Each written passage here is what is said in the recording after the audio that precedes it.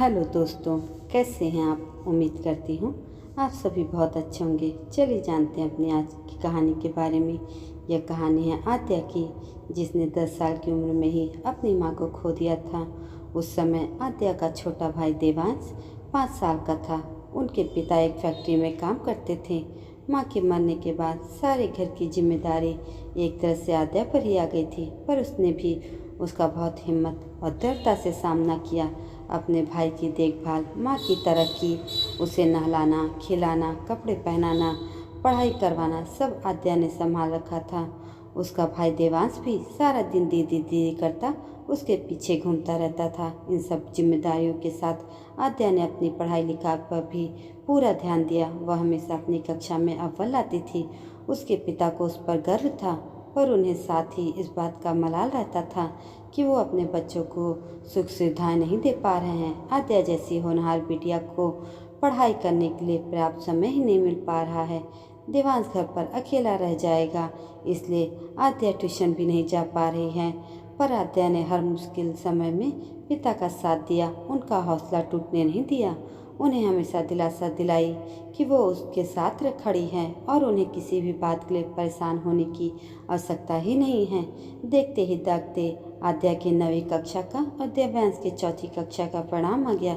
दोनों ही अपनी कक्षा में अव्वल आए। आद्या की अध्यापिका ने उसकी बहुत ही तारीफ की। आद्या उनके विद्यालय की होनहार छात्राओं में से थी, इसलिए विद्यालय ने उसे 10वीं और से 12वीं कक्षा तक पढ़ने के लिए स्कॉलरशिप प्रदान की।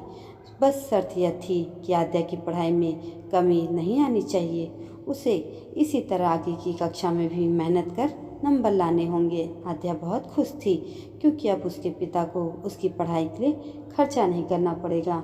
उसको हमेशा यही चिंता सताती रहती थी कि उसके पिता कैसे उसके आगे की पढ़ाई का खर्चा उठाएंगे, पर अब वह चिंता मुक्त होकर पढ़ाई पढ़ सकती थी। उसने यहाँ तक सोच लिया था कि वह 11वीं कक्षा से छोटे बच्चों को ट्यूशन देना प्रारंभ कर देगी, जिससे देवांश की स्कूल की फीस का बोझ भी उसके पिता के सिर से हट जाए। उसके पिता भी आद्या के परिणाम से बहुत खुश थे, इसलिए उपहार स्वरूप उन्होंने अपनी कमाई में से बचत कर उसे एक स्मार्टफोन लाकर दे दिया। आद्या फोन पाकर काफ़ी खुशी से उछल पड़ी और उसने अपने पिता से वादा किया कि वह मोबाइल का उपयोग केवल पढ़ाई के लिए ही करेगी। कुछ दिन तो आद्या स्मार्टफोन से अपनी पढ़ाई से संबंधित जानकारियां हासिल करती रही, पर कुछ दिनों बाद दोस्तों के कहने पर उसने भी फेसबुक, व्हाट्सएप जैसे सोशल मीडिया के प्लेटफॉर्म डाउनलोड कर लिए। अब अधिकतर समय वह यूट्यूब पर वीडियो देखने, स्पॉटिफाई पर गाने सुनने, अपनी सुंदर तस्वीर खींच उसे अपलोड करने में व्यतीत करने लगी। पढ़ाई से तो जैसे उसका नाता ही टूट गया था। अपनी पढ़ाई पर तो वो ध्यान दे ही नहीं पा रही थी। अपने भाई देवांश की पढ़ाई पर भी कुछ ध्यान नहीं दे रही थी। अब वो न उसे अपने हाथों से तैयार ही करती और न ही खाना खिलाती। वह सारा समय सहेलियों के साथ सोशल मीडिया पर लगी रहती। उसकी 10वीं कक्षा थी, यह सोचकर उसके पिता ने काम वाली और खाना बनाने वाली को भी रख लिया था। वह चाहते थे कि आद्या अपना पूरा ध्यान पढ़ाई पर लगाए, पर उन्हें क्या मालूम था कि उनका दिया तोहफा एक माया जाल बन जाएगा। वह चाहते तो आद्या को डांट सकते थे, पर उन्होंने ऐसा नहीं किया। वह जानते थे कि आज नहीं तो कल आद्या को जरूर यह आभास हो जाएगा कि वो जो कर रही है गलत कर रही है। आद्या और देवांश की पहले सत्र की परीक्षा सिर पर थी। आद्या के हाथ पैर फूल गए, क्योंकि मोबाइल पर वीडियो देखने, सहेलियों से व्हाट्सएप पर बातें करने के अलावा आद्या ने कुछ भी नहीं किया था। देवांश ने तो जैसे तैसे पढ़ाई कर ली थी। परीक्षा के दिन आद्या बहुत घबराई हुई थी।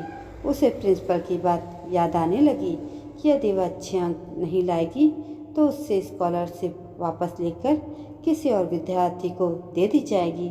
उसे अपनी गलती का एहसास होने लगा था, पर अब पछताए होत क्या जब चिड़िया चुग गई खेत। परीक्षा के परिणाम घोषित हुए। जो आद्या अपनी कक्षा में प्रथम आती थी, आज वो प्रथम 10 में भी नहीं थी। उसकी आंखों से आंसू बह निकले। प्रिंसिपल ने उसे अपने ऑफिस में बुलाया और उससे उसके खराब परिणाम के बारे में पूछा। तब आद्या क्या बोल पाती, क्या जवाब देती। वो प्रिंसिपल से माफ़ी मांगने लगी। उसने प्रिंसिपल को सब सच सच बता दिया कि उसके पिताजी ने उसे एक मोबाइल पढ़ाई के में मदद के लिए ला कर दिया था, पर उसने उसका सही इस्तेमाल नहीं किया। पर अब वह समझ गई थी। उसने हाथ जोड़कर प्रिंसिपल से उसे एक और मौका देने को कहा।